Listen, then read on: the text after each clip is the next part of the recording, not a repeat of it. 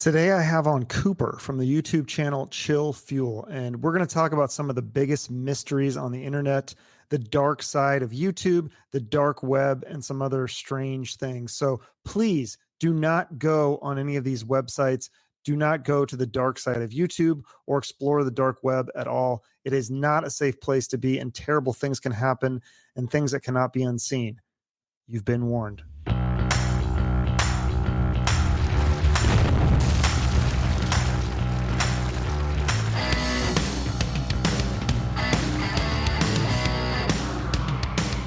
Well, please welcome Cooper from Chill Fuel to the program. How you doing, Cooper? I'm doing great. About yourself? Great. Yeah, I'm really excited. This is I found your channel. A friend sent it to me. He said, you should have this guy on your show. This is some fascinating stuff. And I watched all your videos, and it's crazy because you only have like, I think, what, 10 videos or something? 11 is what I'm at right now. Yeah, just around there. 11 videos, but 150,000 subscribers, or how many? It's something crazy. Like yeah, we just passed over 200 about a week ago. So yeah. And then you've been doing this what, a year? A little bit over a year. Yeah, I started up the channel in October, like is when I created the channel of 2021 and or of 2020, okay. And then I posted the first video in December of 2021. So yeah, or December of 2020. My apologies. Okay, so that was like the first video uploaded. It has 735,000 views. So that was your first video. Like there wasn't other videos that you deleted because they weren't as good. No, so that was the first one that was uploaded to this specific channel. Did you have other channels or something? Or what is your? How did you? Oh, okay. You did. Yeah, no, I've been like doing some sort of online content creation for a little while. This was definitely the most successful sort of channel that I've had. Okay.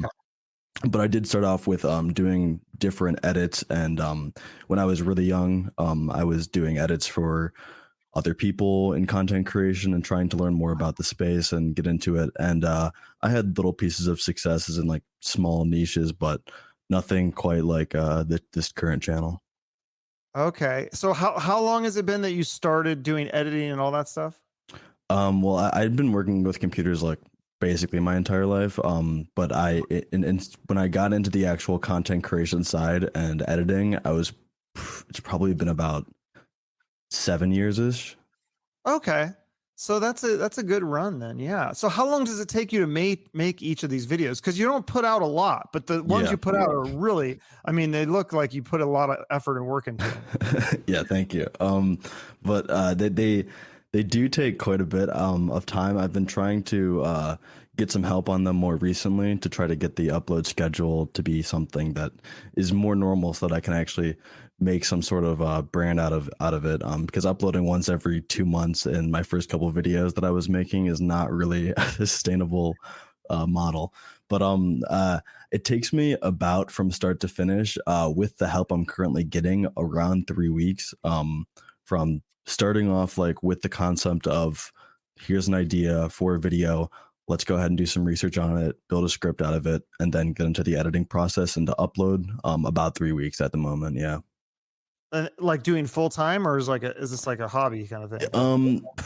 It's at the moment it's fairly full time, but that's only been a change that's happened within the past couple months. Okay.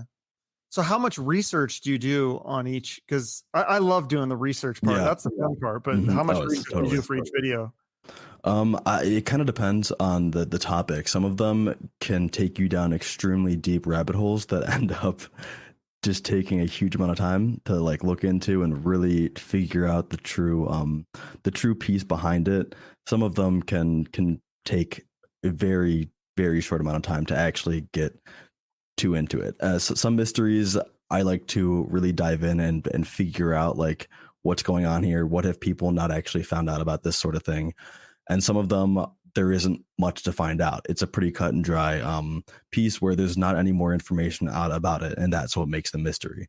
So some of the research pieces can take like a majority of that 3 week period that I was referring to. Some of them can take just a couple days.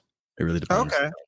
That makes sense. Yeah, because some of them, like I know there was one you did on a missing ship, and yeah, it's like there's probably not a lot of information on that. Gory, and then there's people's theories and things. I guess you could go down that rabbit hole, but yeah, it's Hmm. kind of like it's there it is, and that's what we got, and that's what we know. Yeah, no, exactly. That is a great way of putting it. Yeah. So what got you interested? Because most of the videos are more like web based and like Hmm. puzzles and mysteries that are on the internet and stuff like that. Was there something that where you first got interested in that stuff? Yeah, definitely. There was a video that I saw that was called Cicada 3301. I don't know if you're familiar with it, but it was made by a channel called Let Me Know. It probably has like close to 30 million views now. But it was a large web mystery that was essentially this game that the creators of it were playing, where it came out to be a recruiting scheme where they were making these extremely complex puzzles and putting them out there for people to solve that would lead them down this weird solving, and the people at the end of it would then be contacted by this group to join them for some reason. And this is a very surface level of it. The video is 30 minutes long or so, but I watched it and I was so interested in like the concept of this thing that somebody just created, and the way that the creator Let Me Know was storytelling behind it, that I just really, really got interested in it. And I studied cybersecurity in school, and so I was really interested in a lot of that sort of stuff already. And thought, what was there a mystery that has not been looked into enough yet, and can I cover it? So those people were trying to recruit people for something, but nobody knows what that is. Yeah, I haven't watched the video in probably a little bit over a year now, but nobody really knows exactly what they were recruiting for, but it was very complex cryptography and different pieces of like web hunting that you had to go down to try and solve these series of riddles. And it was just it was a really weird, strange story that was created by these people. Yeah. So and you do a couple of videos about that kind of stuff on your Hmm. channel about these puzzles. One of them it looked like it was more like an art piece or an art project. Yeah, yeah, And one yeah. of them was just more like an outright. I mean, they basically said this is a game. It's kind of Hmm. like a video game, and yeah, it's interesting when people start that kind of stuff. So Yeah. you actually try to get into that and try to figure them out, though. Yeah, no, I mean that is a lot of the fun parts about it. When I was first researching for the first video that I made on this channel, I was just doing my own independent research, not planning on making a video about it at all. And it was about Unfavorable Semicircle, this YouTube channel that had just posted a huge amount, like 84,000 a year videos that were ranging from anywhere from 6 seconds to 10 minutes of just weird imagery with distorted text, and all of them were different. And I was like, what could this possibly be? There has to be some reasoning Yeah. behind this thing's existence. And so I just researched a huge amount about it myself, and then I was like, hey, I start writing up a script on this and see if I can make something out of it. And that's where I went. Yeah, that thing blew up, and that was a cool video because yeah, what I didn't know about this kind of stuff, but you thought there's like all these theories, like it could be the recruitment tool, like in that Cicada video, or it could be just a mentally disturbed person. Yeah, Or yeah. the weird thing was, you said I think they were uploading videos like every 2 minutes or something. Yeah. How could they even? Yeah. It had to have been more than one person, right? That's the assumption. It has to be more than one person, or it has to be some sort of like artificial intelligence that has kind of run amok and is just getting this Oh. data and then just converting it straight into YouTube videos. Because like, yeah, uploading every 2 minutes is absolutely absurd. There's no way that it doesn't have to do at least with some computer program in some way. So nobody maybe programmed the AI to do this. It maybe did it on its own, thinking it was trying to be part of something that was programmed to do, but it went screwed up. Yeah, it's definitely a possibility. It's definitely a possibility. And then another theory on that one was aliens. Yeah. Yeah. Possible? You laughed. You said that in your video, right? I did, yeah. I did preface it in the video though. That like it is a more fringe theory, but it is one of the ones that people propose, because it's like could this be potentially some way that an alien or some alternate life form is trying to communicate with us? They figured out some way to like upload content and is trying to communicate with us. That was a proposed theory. I didn't go down that rabbit hole too much specifically because there's not really too much information about it like out there. But Mhm. it was one that a lot of people who were involved in the community did propose as a potential. Yeah. Well, that kind of reminds me of the email video that you did about the is it Hmm. Jack Frosty? Froze, yeah, Jack froze. Froze, yeah. So this guy dies, and then his friends get emails from his email account Yeah. months after he dies. That one's really weird. Like, I feel like that's got to be some sort of prank, right? Yeah, no, I think that that one is definitely more of like the you have two ways of looking at it depending on how you just kind of believe in stuff as a person. You have to think like, is that this is obviously either somebody who's connected to him gaining access and pulling a pretty cruel prank on the people that are close to him, or it's something else. And you kind of have to look at those two things and think, what do you personally believe in? And that's kind of how I present a lot of my videos. I say, here's the information about this sort of stuff. Here's what I've been able to gather about it. You can go ahead and make your own conclusions based off of what I present. And Mhm. yeah. And how do you find a lot of this information? Is it just from everything like YouTube and just Google searches and things, or are you going to the library and looking up microfiche and things like that? Like, how deep do you go down the rabbit holes? Some of them are as simple as just looking at a lot of articles that have been written about the pieces and looking into different press releases going on Web Archive. If you've ever been to archive.org, it's just a ginormous web archive of like old web pages that are now defunct and don't exist anymore. People upload them themselves, and you probably even have screenshots of your own channel that are up there from going back, because people just a lot of it is automatic at this point. And going So on it's like those places like things where that. people say whatever you put, if you put something on the internet, it's there forever. Because even Yeah. if you delete it, there's this archive thing that's taking all the archives from years ago and Yeah. telling this. Yeah. Wow, that's kind of scary in a way. It is scary. Yeah. And there's always the thought that like there might not be enough data in the world to store everything. But I mean, we're getting more and more um server sizes and terabytes and terabytes and petabytes of data that is on the internet every day. And so while we might be running out of it in a sense, it's also becoming easier to create. So everything that you put out on the internet has potential to be there forever. It just does. That's scary to think of. It is. It So is. the YouTube video, that's the first thing that I came across on your channel. And the dark side, the dark web. I want to talk all about the dark web. And you don't Hmm. really talk about the dark web. It's more the dark side of YouTube, which is kind of Hmm. just scratching the surface of the whole Oh yeah. dark web. But it's weird. This is a true thing, and I know you say don't do it, but I did it. And you type like a period on YouTube, and then all these like weird emoticons and characters come up, and you type and you click on that, and then all these weird videos Hmm. show up. How did you find out about that? Yeah, so I have a Discord server where I just have some people that are interested in the community to join around, talk with myself and other people who are also interested in mysteries and that sort of thing.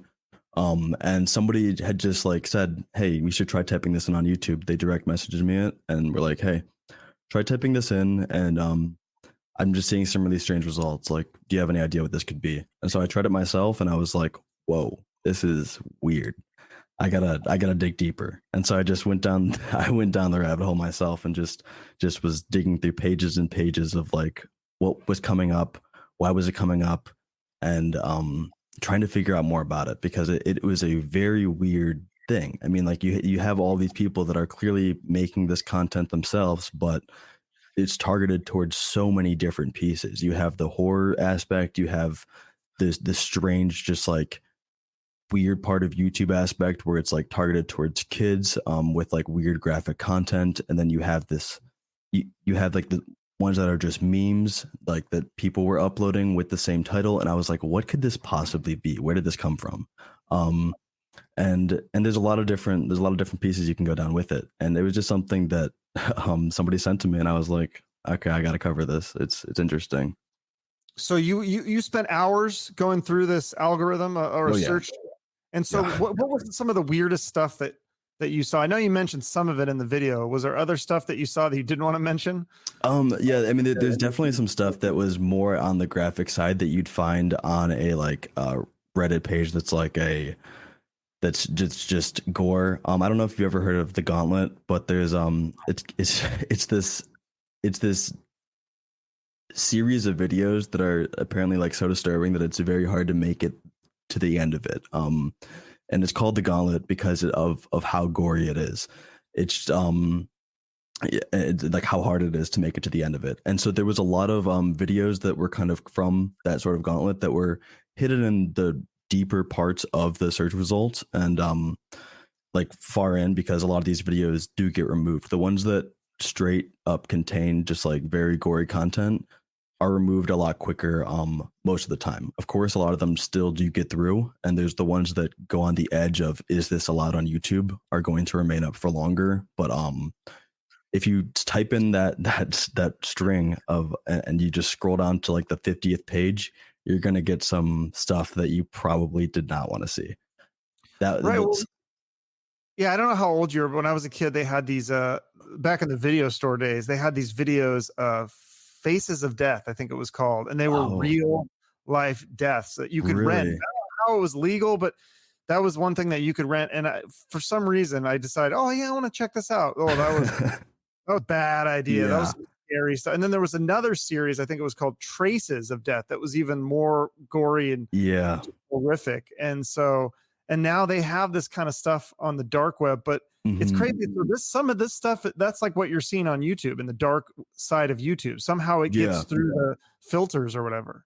So I think something that like I kind of touched on in the beginning of the video, I didn't get too deep about, but the deep web different than the dark web, first of all, but the deep web is essentially just a series of website links and stuff that do not appear anywhere on search results. That is Right. essentially what the deep web just is at a general level.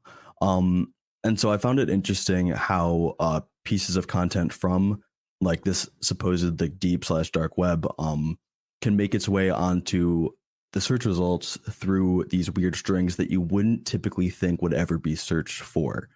Because obviously there's billions and billions of search results depending on whatever you put in. But these pieces have been converted from the deep web to mainstream and hidden in this strange search result that YouTube didn't think they'd ever really have to look out for. Which it was really fascinating to me that these pieces had come out from the deep web, and a lot of the same content that you can find on there is on YouTube in a place where you think it's really just hiding in plain sight. You don't even think about it. Like they're trying to, it seems like a lot of the people are uploading stuff with a scary picture under this string of characters to try to get cheap views. For sure. Yeah, it's definitely a part of it. But some of it is like legit. I didn't see too many things that I thought were legit. I don't know. I mean, I Yeah. clicked on stuff and I was like, I think this is just fake, or Mhm. it would be a scary picture. Then you click on it, it was something And it just was something completely different. bizarre Yeah. thing. So the Like just reasoning behind that is that originally, well, at least this is my thought about it. I believe that originally a lot more of the content that was showed up was the more gory content, and over time, this is a phenomenon. The string has been around for years. mm, I'm not exactly sure when it started, but I know that it was at least around in 2019 it existed. And so the kind of thought behind that is that if you were to search up, say, something on the string on YouTube, and at the beginning, when you searched it up, a lot of the content was gore, say 100 videos of gore and one video that was more along the sides of joking and that sort mm, of thing, the 100 videos that were all gore most likely were removed. And then the one video, regardless of where it originally showed up in that search result, is now at the top. And uh, that cycle kind of repeats itself all the way through the years. And so you end up with hundreds of videos that have the string in it and are still allowed on YouTube. And due to that reason, they have the most views, they have the highest click-through rate because they're at the top of that search result now.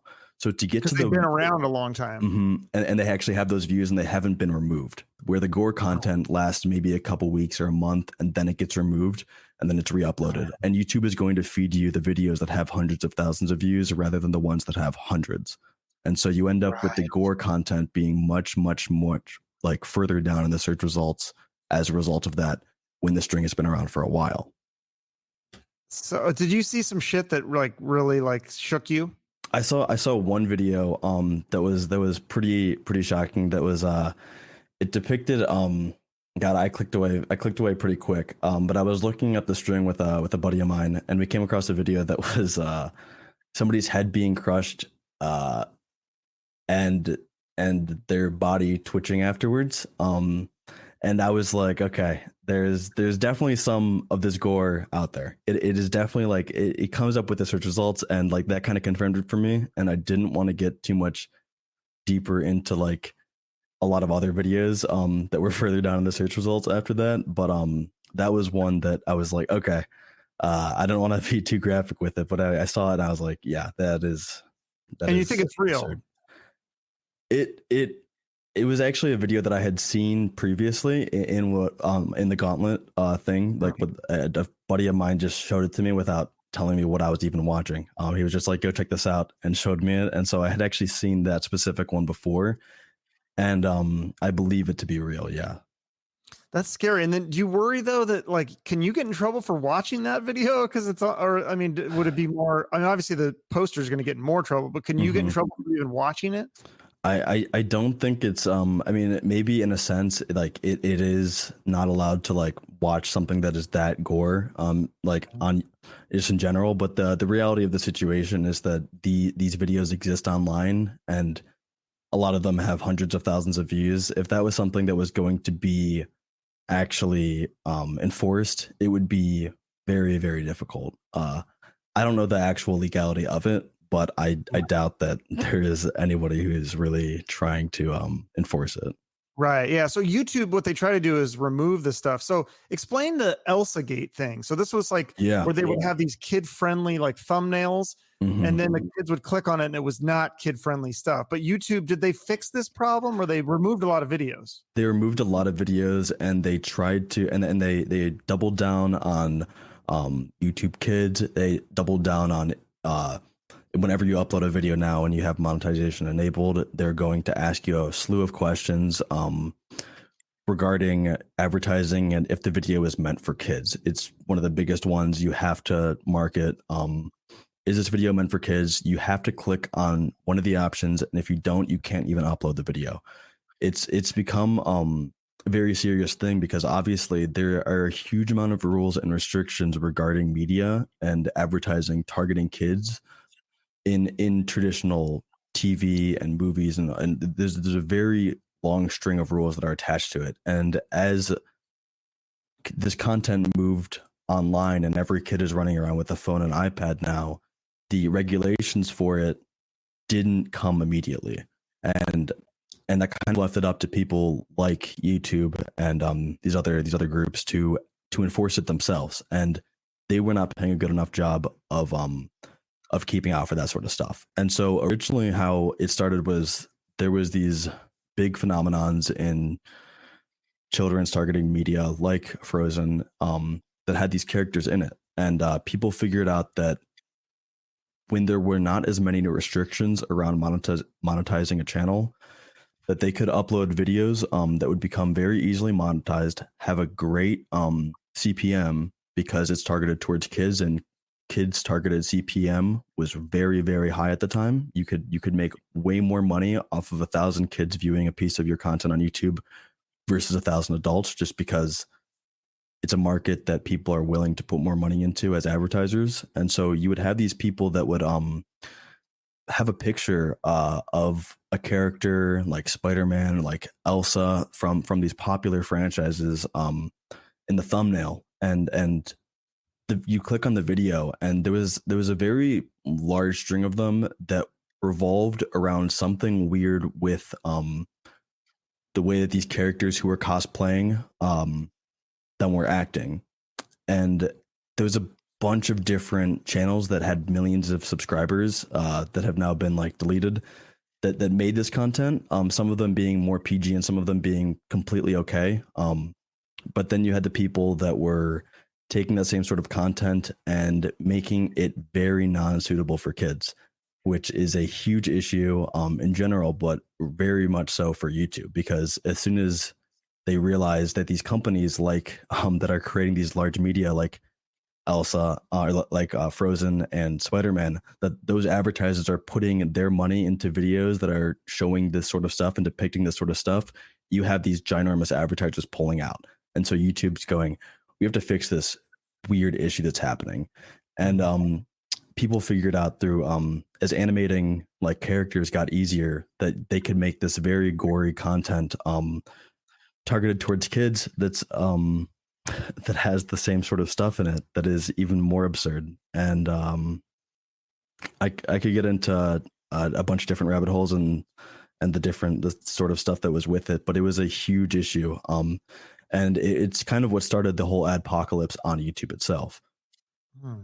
So do they? So you think they fix it? Because I know every time I upload a video, it says, "Is this suitable for kids?" And I pretty much always click no. Yeah. But like somebody, if you say yes, then does somebody watch it and make sure it's okay, or do they just assume that take your word for it? So I don't know the exact process itself. YouTube kind of keeps that stuff under wraps what it means, but if it is something that is going to be placed on YouTube Kids itself, which has become the place where a parent or guardian can give their child a YouTube account, an app with YouTube Kids enabled on it, where they can't get out of YouTube Kids. And if content is going to end up on there, the idea is that it will be manually reviewed first, and to make sure that it's okay. And then if it passes all those checks, then it can be shown to people and kids on YouTube Kids, and they can make advertising dollars from that.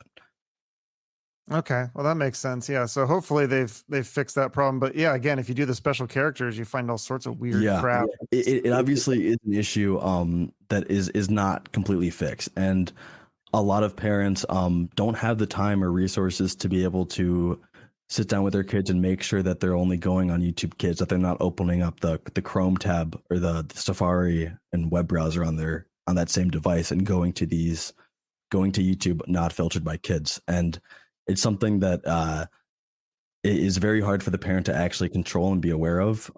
If your kid basically has any sort of technological device, they can find the content that they're not supposed to see on YouTube pretty easily.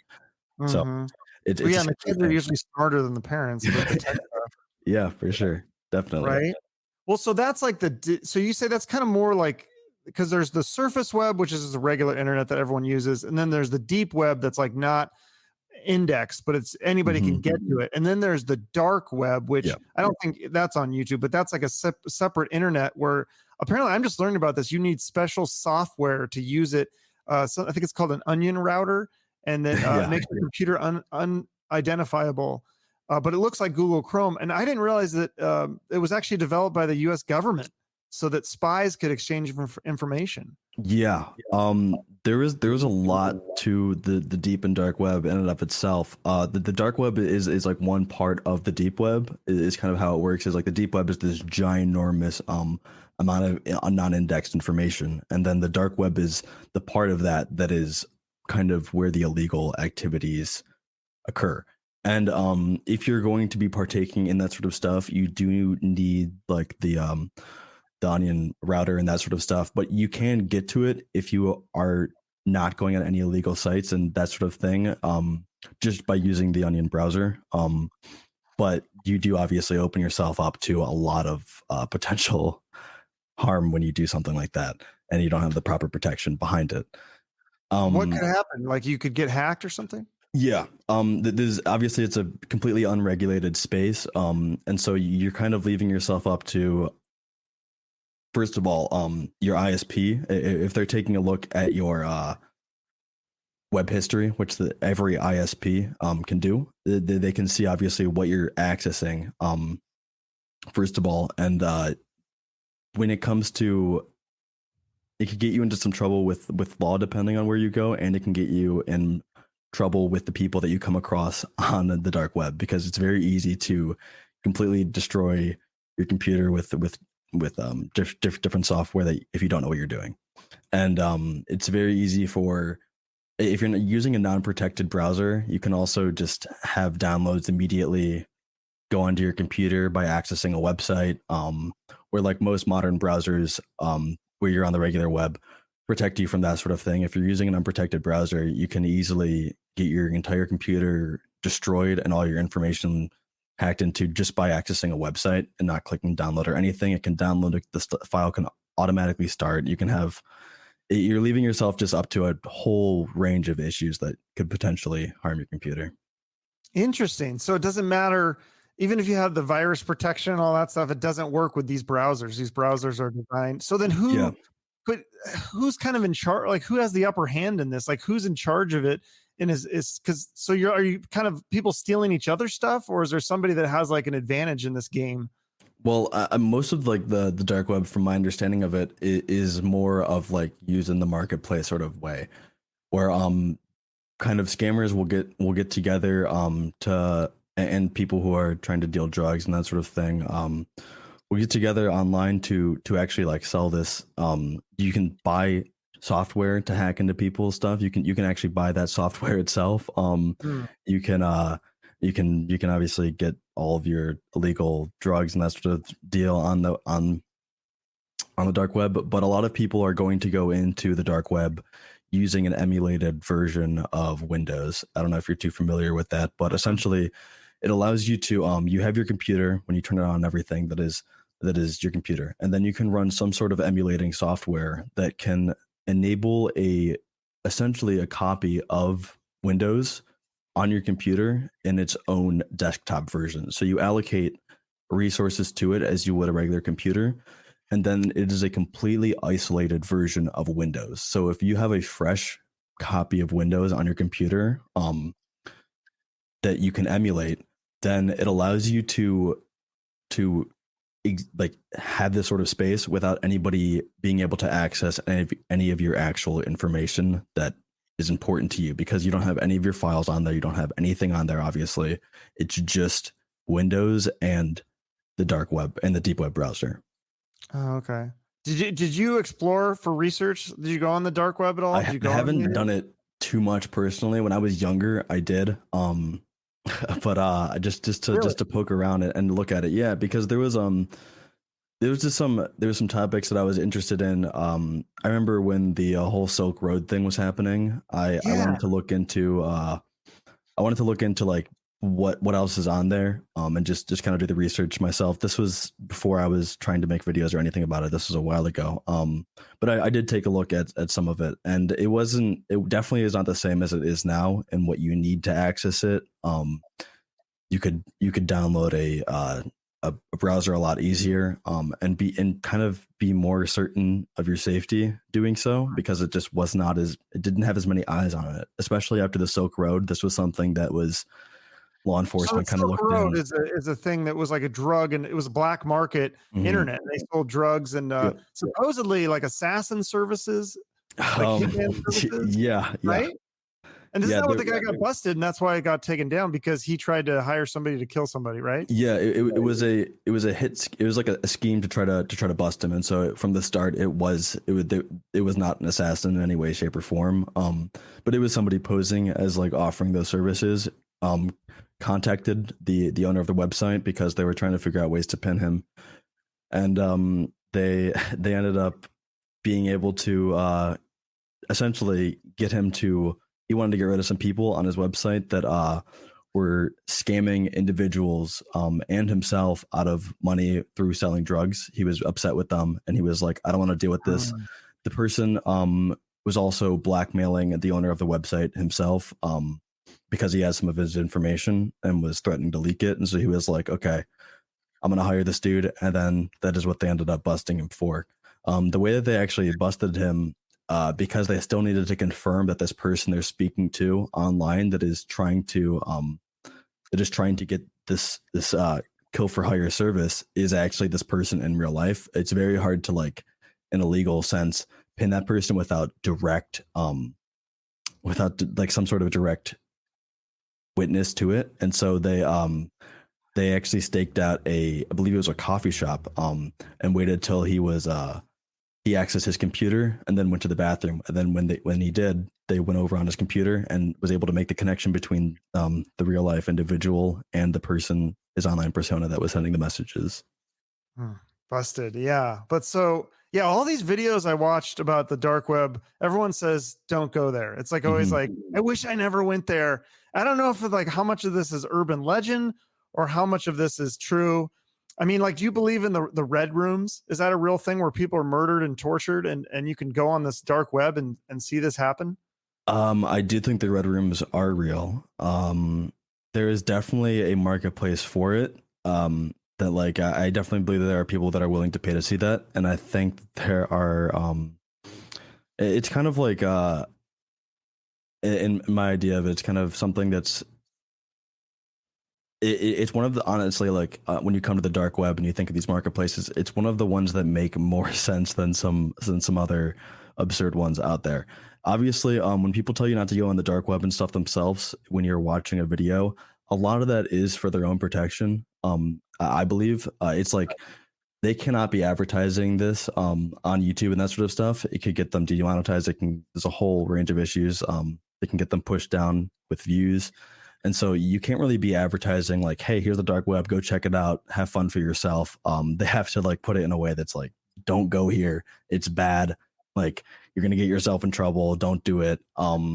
Which is solid advice, keep in mind. Yes, But I would like to say that advice too, so I don't get demonetized. Not that I get monetized, but if I ever do, I don't definitely do. I mean, that's what it sounds like. Every video I've listened to, the people warn you don't go. I mean, it sounds it's fascinating to me that this exists, that this is a real thing, because people just don't talk about it. You don't hear. And there's all this crazy stuff like animal torture and directions on how to summon a demon, a cannibal buffet. There's videos of people's last words, video and audio of people dying and the last thing they say. I mean, just some bizarre things. It's out there. Yeah. I mean, I don't want to go look at that stuff, but it's there. It does exist. Yeah. And like you said, pertaining to whether it being real or not, a lot of the stuff, that sort of like gory content, that is super absurd, like, witnessing somebody's last words, or, these very like dark things that people will pay money to see, a lot of them are fake. I do want to say that a lot of them are staged events, because it's simply easier to stage an event like that and make money off of it than it is to do the real thing, and it obviously comes with less consequences.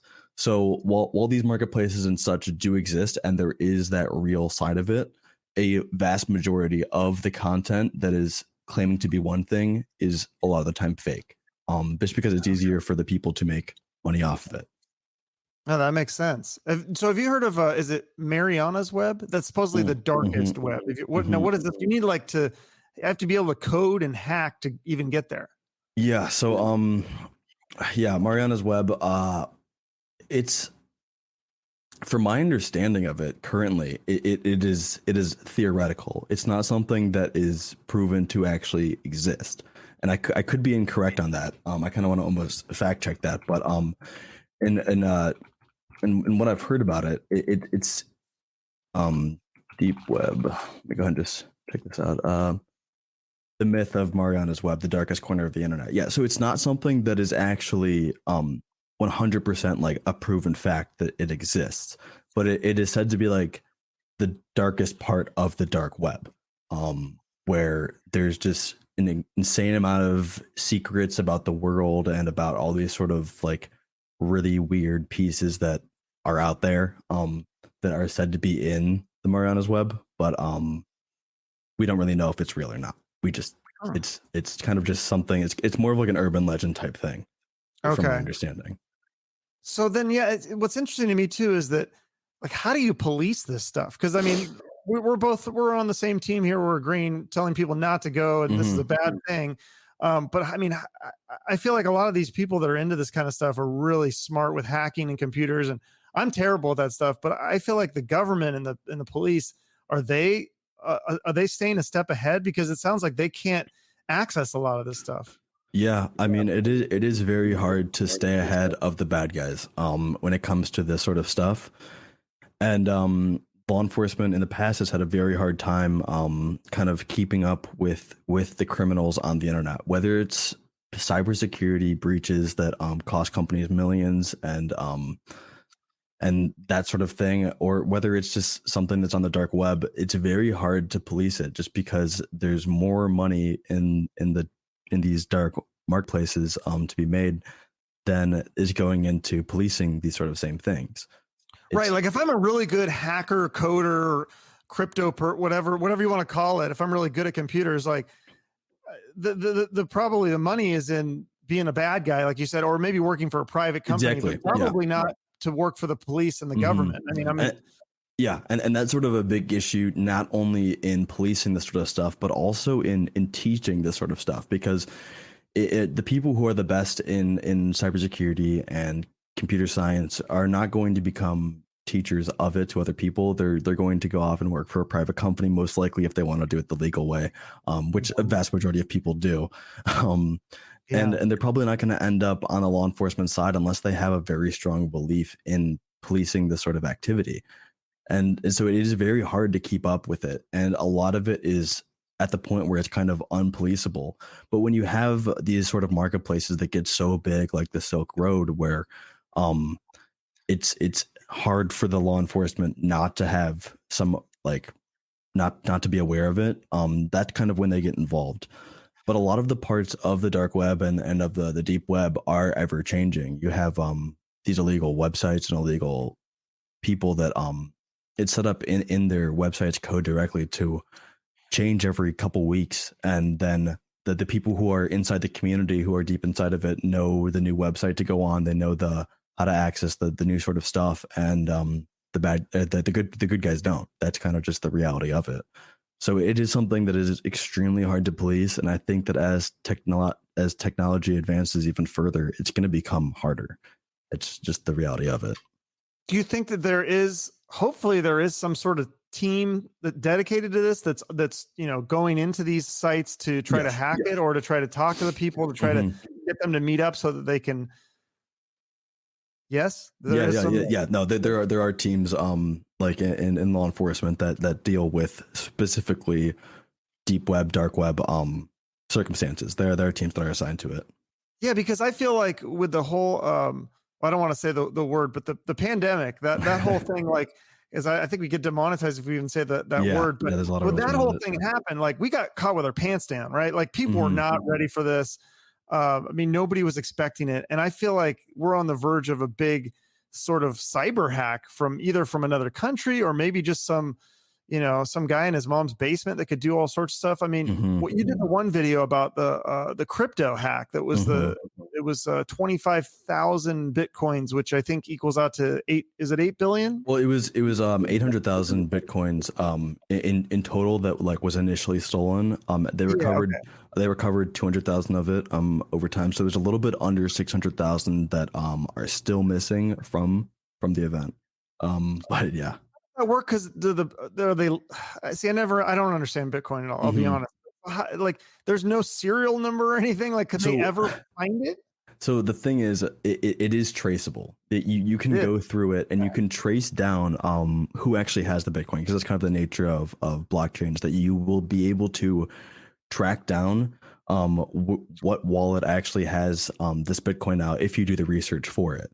However, the person that is connected to that wallet is where it gets tricky, and enforcing that person to actually give back those funds is where it's even trickier, because the issue when it comes to this sort of stuff is and Bitcoin and blockchain is that while it is traceable, it is not controlled in the sense that, say, there's a faulty transaction and can be reverted. So that's the part where it's unregulated. You can't have somebody give back the money. You can't enforce it as you would. A bank can see a faulty transaction and say, we can revert that in a second. So what can you how do you police that then? I mean, that's like, it seems like another nightmare to try. It is another nightmare. There are you kind of have to connect it to the real life entities behind it and figure out who did the hack. After you do all the research and tracking down where these lost Bitcoins are, the people who didn't do as good of a job of hiding their identity connected with it are going to be the first ones to be targeted and have law enforcement go after them to try to get these funds back. And then there's obviously, even in the video I talked about a person named Alexander Vinnick who was connected with a lot of issues in Bitcoin, and even had his own exchange that was laundering money from the hack through his own Bitcoin exchange. And he was caught for doing that, and they're in the midst of trying to recover some of it right now. But it's kind of like independent law firms and researchers tracking down where a lot of the funds are, and then reaching out to the people who are involved and saying, hey, we'll help you get it back in a legal sense, and give us a cut of it. It's kind of how a lot of Okay. this sort of ends up. It is something that is extremely hard to do. Obviously, this is hacks that go back to 2012, 2013, and they're just now making the first payment back to some people of a fraction of the Bitcoins that they actually lost. So Yeah, and it's that's very crazy. And then difficult. the price, meanwhile, the price of Bitcoin, as you said in the video, like Mhm. skyrocketed. Yeah. So they didn't get as many Bitcoins, but the ones they got back are worth Yeah. a ton now because Yeah. of the price of that. And while that is nice for those people, because they basically like had Bitcoin from 2013 to 2021, not being able to sell it, but being able to get the benefits of it in 2021. The also the side of that is that there are definitely people who were in that group that had all those Bitcoins and were thinking, okay, I'm gonna hold on to this. And I had no intention of selling it and could have even had a much higher return on their investment. But yeah, it is fortunate that they did get back a multiple of them of the actual money that they lost when Yeah. converted. So I mean, because our country has to be at risk of a cyber attack from China or Russia or another country, or like I said, somebody. I mean, that has to be. I think we're going to get caught with our pants down, right? I mean, is there Yeah. any sort of I mean, what can we do? Is it worth getting those? I don't know. I always say the commercials for the like cyber protection. Is it worth getting? Can that even fix it?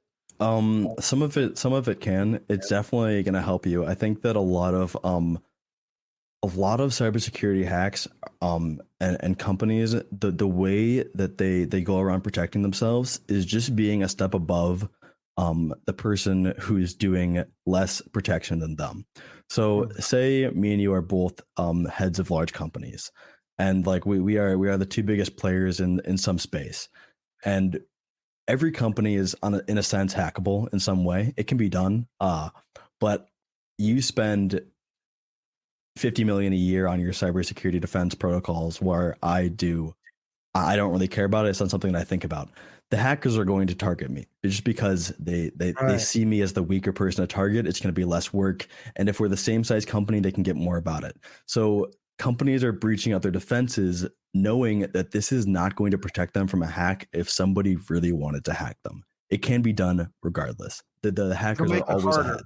It'll Yeah, be it's kind of like a police officer. One time, my house got broken into, and a cop told me the best advice he gave me was just get a alarm. Even if you don't have an alarm, just get the stickers or the signs. Mhm. And he's like, if they're a thief and they see those signs, they're gonna go like, next Yeah, house, because it's one less hassle, less exactly. hassle to go somewhere that doesn't have an alarm. Even if you don't even have one, they're not gonna mess with it. So that's Exactly. exactly the same theory. So it makes Hmm. sense. And there So are issues recently that have happened with big hacks that like have life threatening outcomes. As in there was a water plant. I can't remember exactly where it was, but there was a water plant that was hacked into remotely, and people were able to gain access to the water treatment plant and increase the levels of certain chemicals that were going into it by extremely large margins to make that water supply toxic. And this was something that was done just due because the local water plants cyber defenses were non-existent. They didn't even have a password for their stuff. And so you're starting to see these things that are happening. And obviously the more local you go, the less defense they're going to have against these sort of things. But they can still have extreme ramifications. So I do think we're on the edge of some big event in the cyberspace that is most likely going to happen. It's just a question of when. right, it's just like the pandemic thing, like it was and I think people said that. I mean, there was podcasts and people talking about it, but it Hmm. just wasn't the major story at the time. Yeah. And of course now it's always after it People don't happens. care So, about stuff until it actually happens, and until right. it gets Well, I in their remember, way. yeah, I remember like I think it was like right, around 2018, 19, people would complain about stuff. And I was like, guys, do you realize like life's pretty good right now? Like, Hmm. a lot of good things. And it's like that's what I just try to be. And right now, it's probably could always get worse too. Like Yeah. now, where do you think? Because we got the crypto, and then now NFTs are a big thing that I am hearing about, and then the metaverse. Where is all this technology headed, and is this going to make things better or worse for society? I think it is something that's really hard to say at this point. We're such in the early stages of it, that these are kind of a lot of this technology is makes for really interesting headlines, but when it comes to actually being something that's life altering, I don't think we're really at that point yet with a lot of this sort of stuff. I think that they're kind of setting up the initial frameworks of how this stuff could be implemented in a way that will actually be useful. When people talk to me about NFTs and stuff, and they ask me questions about it, I think that as of now, the use case for it isn't really there yet.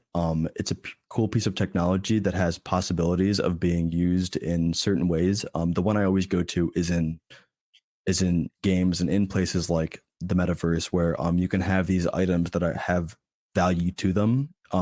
Something like NFTs can be assigned to somebody for marketplaces online, where somebody wants to stand out because it helps them in that game, in that online space.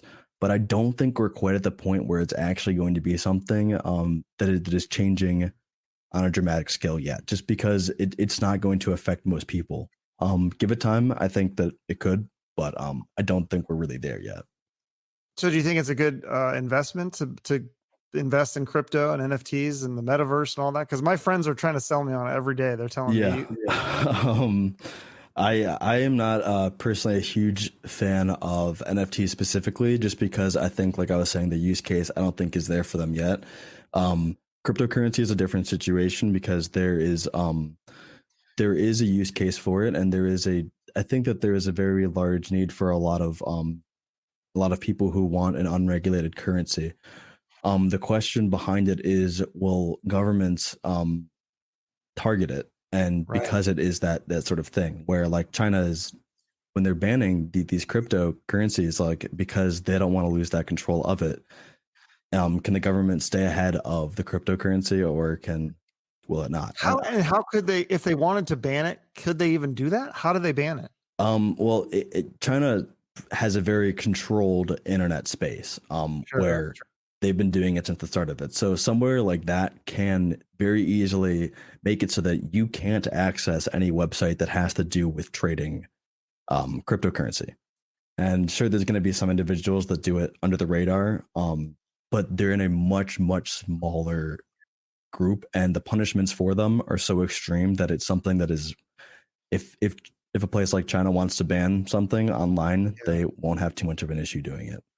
No, that's crazy. And like I saw that in the one video you did, the of the dark side of Google Earth. That was Hmm. really fascinating because explain this to my listeners how China they they recalibrate the images Yeah. or something so that they're not in the right places in real Hmm. life that you're seeing on the map. How the hell do they even do that? They essentially just applied like an algorithm to places in real life where if you're viewing China on Google Earth, everything that you're seeing will be displaced by up to 1,000 meters in any given direction and any sort of thing, because they don't essentially want people to be able to look at their entire country and plan out something, or like get more information about it. So there could be a marker that's telling you that this is a monument of some sort, where when you're looking at it, you can clearly see the monument is thousands of feet away in a different direction.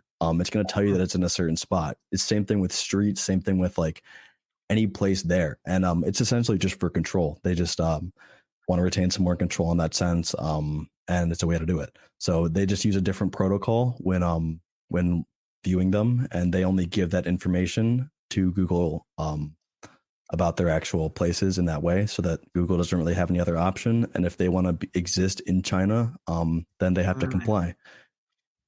Okay. So, and then didn't our government do something similar? Because I thought before they would say Area 51, oh, it didn't exist, it wasn't real. But then when the Google Earth thing came out, it was kind of like they had to acknowledge there was something there, right? And then I Hmm. think for a while, didn't they blur out Area 51 or some of these bases? Didn't they blur the images or no? Yeah. So it's actually interesting how a lot of the satellite stuff initially kind of sprung up and existed. And I actually have a video that covers a little bit of this history coming out soon. But the initially when the satellite imagery was first kind of like the technology first existed for it, for U.S. government to access it, it was only locked down to them, and this was something that the public could not view. They had access to this sort of stuff, but eventually it was released, and it's called the Big Blue Switch. I believe it's the Big Blue Switch, something along those lines, where it was So when Google bought the technology, or they were allowed to use it, or so whatever. it was actually the government that that it was in, let's see, yeah, it was in May of 2000 that the US government just discontinued the selective the use of selective availability on a lot of these satellite programs that allowed the public to actually view them and get access to it. And so you saw a birth of things like Google Earth, geocaching, being able to have these like views of the world from a satellite available to the public. And so the US government did regulate a lot of it in the earlier days of it, and these programs and this technology was initially built for them to use, but over time it has become more and more available to public. Okay. Yeah. So it sounds, I mean, there's really not a lot of secrets then with this stuff, because you could literally go anywhere on the earth, at least from a aerial perspective, and see everything, right? Yeah. Or is some of this stuff, is there more stuff fake than what we know? Um, I mean, that's kind of the question. And like I kind of covered in the Google Earth video, is that a lot of regions where there is something to hide are going to be blurred out in some sort of way. Mhm. And obviously you have places like China that are displacing their coordinates so that you can't figure out exactly what is where. And you kind of think, look, what's the reasoning behind that? What's the reasoning behind these areas that are just completely blacked out on Google Earth? What's there? And the only way to really find out is to go there directly, and most people can't do that. There's a lot. I think that the cool part about Google Earth is that it's so vastly absurd in size across the world and across everything, that there are pieces, and if you zoom in close enough, there are things that nobody has really seen before. It's like allows you to just explore the entire world, albeit in a sometimes modified version, but right from your home, which is crazy to think about that Yeah. exists. There was crazy stuff like crash boats and planes and Hmm. cars that people could see. Like, what was the one that those Wilson brothers you mentioned? They saw this plane and they Oh tried to yeah, reach it. It was too hard. They're trying to get the funds to do it, to and do it again, it'd yeah, be go on another interesting to trip. see what's in that plane. Yeah, and yeah, that one is super interesting, and it's in such the far reaches of Cambodia, I believe, that it's too hard to reach like in person for almost anybody. It's in a very like it's in a very like weird place, and to actually get there, like there's no, obviously no roads, no infrastructure, and so they tried to make it out there, failed, almost lost their lives doing it, and then said, hey guys, we're gonna do this again, give us some money and we'll try to make it happen, because it's something that they really believe in, that this exists and it could be the remnants of something. Obviously the more the bigger the more accepted theory behind it is that it's simply a plane that was flying over. And so it would be crazy to get there and realize there's absolutely nothing there. But it's also even more crazy to imagine what could possibly be there if the plane does exist. Well, so it would just be. Do they think it was one of the famous missing planes though, Yeah, or yeah. possibly? Yeah, that was their belief, was that it was the remnants of one of the missing flights. Okay, the Malaysian one, I think it Malaysian was, right? flight 370, I believe. Yeah. Yeah, but then they said, I thought you said in the video that it was not the same size or Yeah, it something. wasn't. If you're going off the assumption that that was the actual missing plane, was that the type of plane that it was didn't actually match up with the outline shape that we saw on Google Earth. Okay. Um, that it just it didn't match the shape, that like this is a very common plane, and the plane that was part of the missing flight just doesn't quite align correctly. And so then But the it's guys, clearly a plane, it right? I mean, clearly it's is a pretty. plane. Yeah. Yeah, so it's somebody's missing plane, we just don't know which one exactly. Yeah. Yeah, it'd be fascinating to see. Now, they don't go over the you didn't talk about the Bermuda Triangle at all. Is there anything we can see from Google Earth about that? Because that's such a fascinating Yeah, topic. I actually I've worked with a couple other channels, and that was one of the ways that I was able to initially grow on my channel was that a couple people reached out to me from larger channels when I was first starting out, and said like after I posted my first video, somebody commented on it from a channel called Disrupt, and Huh. he said like, "Hey, I really like your stuff. Is there an email I can contact you at?" And so we ended up working on some videos, and I actually made a video about the Bermuda Triangle for his channel. Um, we kind of just dove into a lot of like the reasoning behind how it got its eerie idea and whether or not all these missing ships and planes in it are a result of something that's scientific, whether like there's like a real phenomenon with compasses in that area where like it can throw people off, and then comparing those results to a much wider scale and seeing are there actually more crashes here than there are on a in a given area of a different place. And there are slightly more some of the times, but it's something that has been it's kind of been less popular recently to as a urban legend that like this actually Right. has some sort of reasoning behind it that's non-scientific. But over the Bermuda Triangle on Google Earth, you're really just gonna see the sea, Right. the You know what we ocean. need is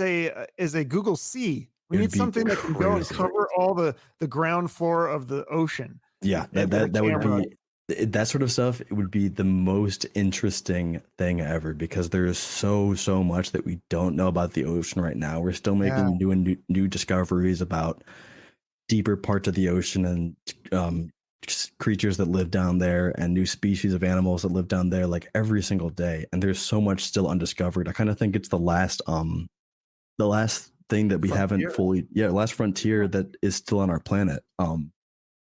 Yeah, be fascinating stuff. Well, this has been great. We could talk for hours and hours, but I Yeah. should probably let you go and get back to making more awesome videos. Thank you. I appreciate you doing this. I always like to end. I don't know if I told you. I like to end each Yeah. episode with a charity. Is there a cause or just something that if people can do besides donating to your channel and doing your, and helping your sponsors?